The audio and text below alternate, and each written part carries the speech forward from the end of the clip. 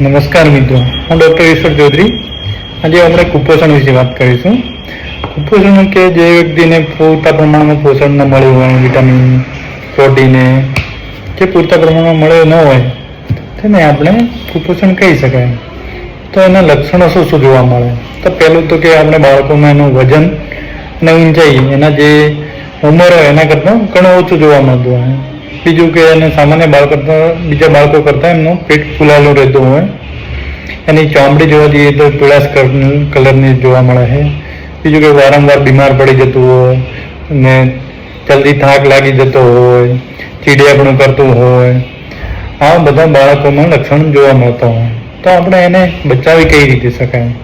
તો સૌપ્રથમ તો એને આપણે ટાઈમસર જે એની ઊંચાઈ અને વજન એ નજીકના આંગણવાડીમાં કે સબ સેન્ટર ઉપર જઈ અને સમયસર પૂરતા પ્રમાણે ચેક કરાવતું રહેવું જોઈએ.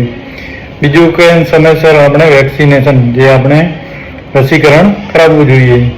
અને મેઇન છે આપણે કુપોષણમાં કે પૂરતા પ્રમાણમાં આહાર, બરાબર, જે સમતોલિત આહાર જોઈએ એ મેઇન ઇમ્પોર્ટન્ટ છે. તો સમતોલિત આહારમાં શું કે વિટામિન, પ્રોટીન એ ખાસ આપવું જરૂરી છે.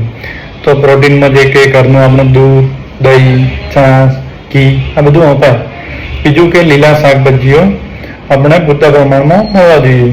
ઘણા બાળકો જે બહારનો ખોરાક ખાતા હોય, બિસ્કિટ હે, પડીકા હે, પેકેટવાળી વસ્તુ, તળેલી વસ્તુ, આ બધી ના આપવી જોઈએ અને બંધ કરાવવી જોઈએ. આના કારણે ઘણીવાર જે આપણે બાળકને ભૂખ લાગતી હોય, ભૂખ લાગવી બંધ થઈ જાય અને કંઈ બિસ્કિટ ને પડીકામાંથી કશું એને વિટામિન કે પ્રોટીન એવું કશું મળતો પણ નથી.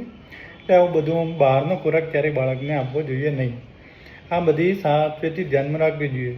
તો વારંવાર બીમાર પડતો બાળક હોય, વજન ન વધતું, આવી બધી તકલીફો હોય તો નજીકના ડૉક્ટરની મુલાકાત અવશ્ય કરવી.